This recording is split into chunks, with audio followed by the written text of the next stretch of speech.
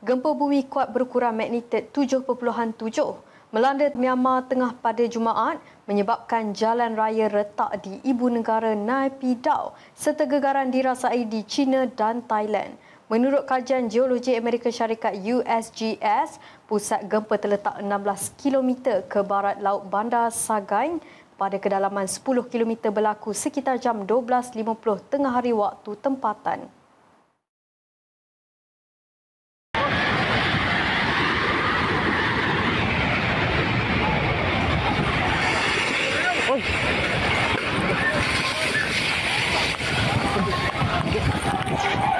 Beberapa perkhidmatan metro dan rel ringan di Bangkok, Thailand terpaksa dihentikan buat sementara waktu. Wartawan AFP di Naypyidaw melaporkan jalan raya rosak akibat gegaran kuat manakala serpihan siling jatuh dari bangunan. Gegaran turut dirasai di utara Thailand hingga ke ibu negara Bangkok menyebabkan penduduk panik dan bergegas keluar dari bangunan. Di China, gegaran turut dirasai di wilayah Yunnan di barat daya negara itu menurut agensi gempa Beijing yang melaporkan kekuatan gempa pada magnitudo 7.9. Gempa bumi adalah kejadian biasa di Myanmar dengan 6 gempa kuat berukuran magnitudo 7 atau lebih pernah berlaku antara 1930 hingga 1956 di sekitar sesar Sagaing yang merentas dari utara ke selatan melalui tengah negara itu menurut USGS. Pada 2016, gempa bumi kuat berukuran magnitudo 6.8 di ibu kota Purbabagan, Myanmar Tengah meragut 3 nyawa serta merosakkan banyak menara dan dinding kuil di destinasi pelancongan terkenal itu.